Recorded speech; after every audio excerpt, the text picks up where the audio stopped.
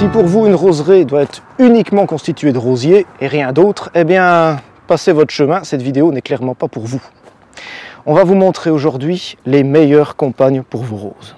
Accompagner vos rosiers de vivaces ou d'annuels ne présente quasiment que des avantages.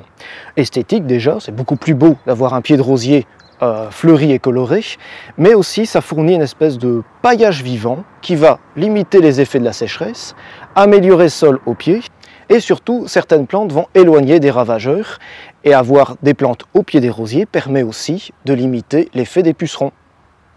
Par exemple, ces rosiers sont bien accompagnés par une belle sauge, mais aussi par cette Echinacea Green Wizard dont les couleurs répondent parfaitement bien au Nicotiana juste à côté. Des graminées ont été disposées comme cette Setaria et cette herbe nommée Ichou. Et on termine sur un grand classique des compagnes de roses, l'Alchemy, dont la floraison d'un beau vert chartreux contraste magnifiquement bien avec des roses au ton plus sombre. C'est une sympathique vivace qui peut pousser au soleil ou à la mi-ombre et qui résiste bien à la sécheresse. Alors la petite astuce, si vous voulez avoir deux floraisons, c'est que vous coupez l'ambre florale avant la montée en graines. Ainsi, ça forcera la plante à produire une deuxième floraison. Autre grand classique, le Nepeta.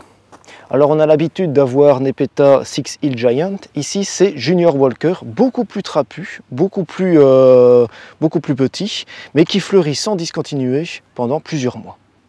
Un autre beau classique, c'est la simple Echinacea purpurea, dont les tons roses, comme vous voyez ici, se marient particulièrement bien avec les roses roses.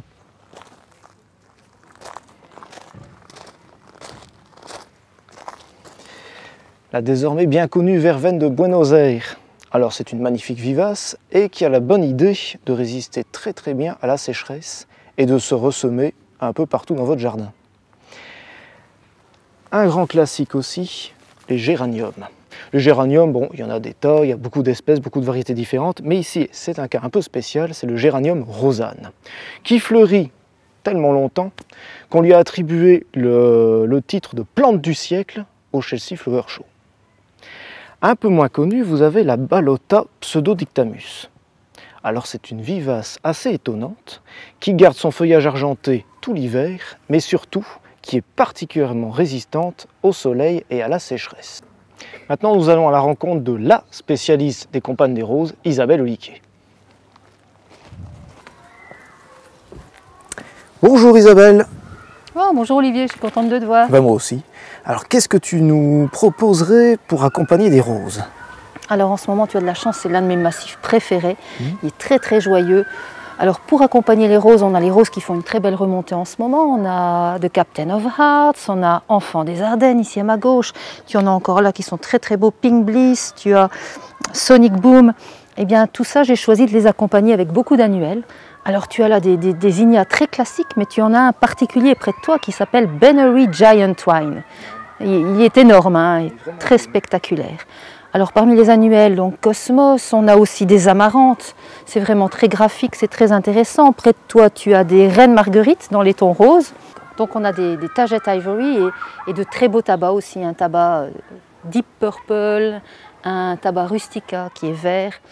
Et à côté de ça, tu as aussi de très belles vivaces. Alors je vais d'abord te montrer deux sauges.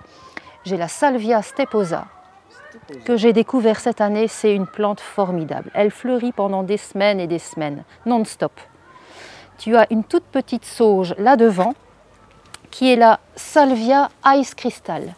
Elle est toute nouvelle cette sauge, mais d'un bleu vraiment Ice Crystal, quoi. Enfin, bleu glacier, et elle reste aussi très belle après.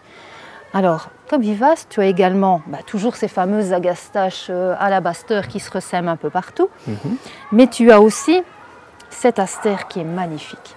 Il fleurit un peu plus tôt que les autres astères, il s'appelle Lutetia et il est d'un bleu lavande qui s'harmonise super bien avec le rouge cerise de cette rose-ci. Alors j'ai encore deux vivaces à te montrer. Tout d'abord ce phlox qui s'appelle Blue Flame. Il est tout jeune encore parce que je viens de le planter, mais il promet vraiment beaucoup. Moi j'aime vraiment beaucoup ce ton-là qui est encore plus beau à l'ombre en fait. C'est un phlox paniculata.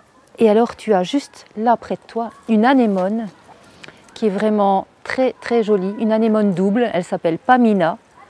Et elle a très bien résisté à la sécheresse. Je voulais aussi te montrer mon idée pour le jardin de curé, à ma façon. Donc, c'est-à-dire qu'on va remplacer les buis par des géraniums macrorhizomes. Et ça, c'est une chouette idée parce qu'ils restent quasiment persistants toute l'année.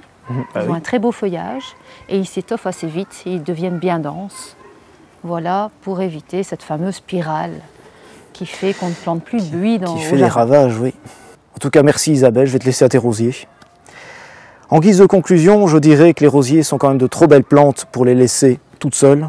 Alors l'idéal est quand même de les accompagner par de belles vivaces, par de belles annuelles, histoire de constituer un bel écrin.